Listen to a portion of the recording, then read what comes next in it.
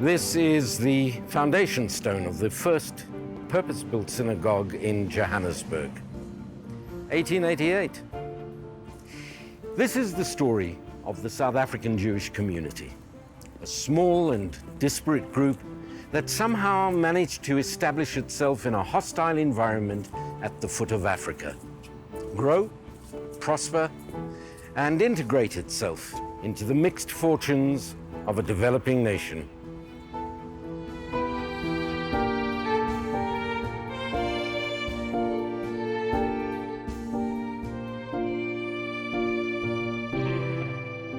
Remarkably, even though it never amounted to much more than a tiny percentage of the general population, its contribution to the making of the nation and its tally of significant individuals and noteworthy achievements was way out of proportion to its actual numbers.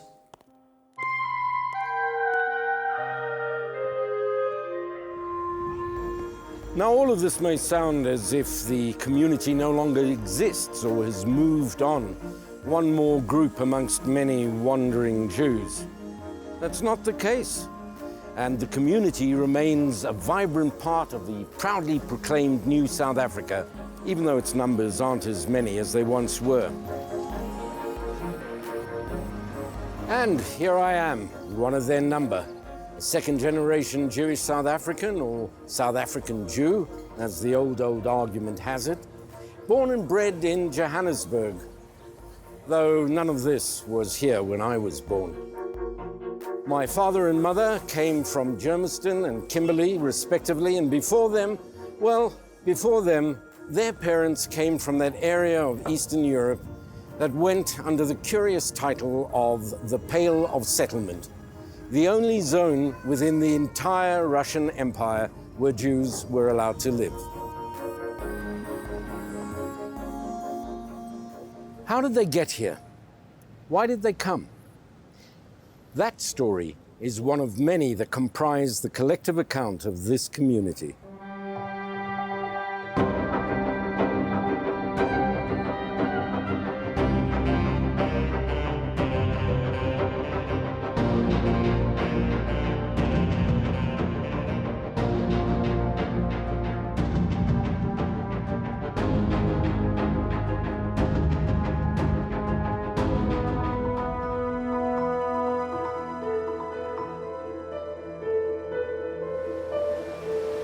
The first documented, self-acknowledged Jew to land in Table Bay was one Siegfried Frankel, a ship's surgeon aboard a British vessel who sought a place in the newly sanctioned settlement of the British-ruled Cape.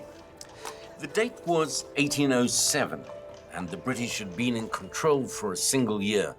Prior to that, the nascent colony had been under the rule of the Batavian Republic, and before that, had been in the charge of the monolithic Dutch East India Company. Frankel was followed by a number of individual immigrant Jews over the next 2 decades.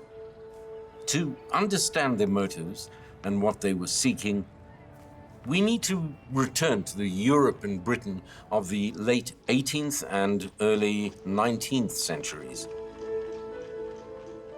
By the time you reached the end of the 19th century, some of the immigrants had become real characters. Amongst their number were the adventurer Jews, hoping to strike it rich, and none more significant than Barney Benato, the Cockney barrow boy and boxing instructor. From chancer and shyster to master imperialist Cecil John Rhodes's partner, the arc of Benato's life makes him one of the more remarkable members of the South African Jewish community. And Kimberley was established as one of the more important Jewish centers in South Africa. But of Barney and Kimberley, we'll get back to in a later episode. The Anglo-German immigrants were a distinctive community within what would become the community of South African Jews as a whole. And the next significant phase of the Jewish immigrant arrivals came about for 2 reasons and from a completely different source. The vast majority of Jews lived in the small villages and towns known as shtetls. You may recognize them from the evocation created in Fiddle on the Roof, that elegiac celebration of shtetl life. My late grandmother, Bela Rosenstein of blessed memory, lived with us in our home for a number of years when I was in high school. When I would come home in the afternoons, I would go and sit with Boba Bela, as we called her, and she would tell us stories about life in the shtetl and her life in Lithuania. It was a beautiful place, and they certainly had a very rich culture. There was always learning. There were people coming together in the morning, in the evening. The Jews were, in a sense, in a cocoon. They were surrounded by people that were predominantly peasants. They were living amongst farmers. They were living amongst people that were predominantly illiterate. And yet they managed to carve out a life where there was this great development of the mind and soul in places of great simplicity. Unfortunately, as a result of the poverty that affected many people, as a result of the pogroms that took place across the Pale of Settlement, the political changes that were going on all around him all the time, with borders changing, and at random there would be attacks against the Jewish community, and that made them look for greener pastures. This was not an easy decision to make. For a start, a passport was exceedingly expensive, yet another of the many taxes imposed by the Tsar's government. Now, then there was the cost of shipping. Even traveling steerage aboard an ocean liner was beyond the reach of many of these impoverished Jews. How would they sustain themselves on board? What about kosher food? In many cases, the family initially decided on a single representative who would go, establish themselves in the foreign land, find employment, and eventually, when they'd scraped together enough in savings, would send for the rest of the family.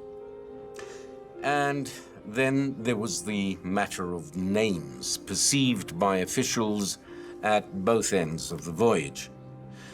My great-uncle, Max Sverdlov, arrived at the docks in Cape Town, no doubt bewildered and excited by his new surroundings.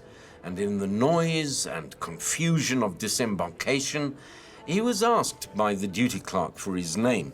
"Max," said my great-uncle. "And your first name?" "I told you, Max."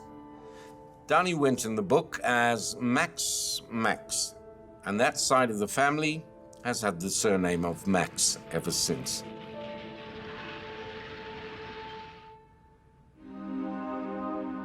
Both the United States and South Africa initially had open-door policies, which is why they were favored destinations.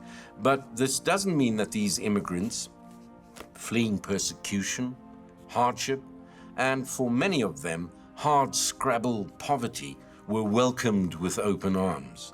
They were seen as low class, uncivilized, grobniks, to use the Yiddish word, and despite that, Lithuania was home to some of the most learned of sages, rabbis, and ordinary folk, unlettered. This is my great-grandmother's passport that allowed her to travel with two of her three daughters to South Africa. Here on the first page, there's a line for the signature of the bearer, and stamped across it is the Russian word for unlettered. Below that, written in by hand in English, is can't write. My great-grandmother could read and write all right, but not in Russian.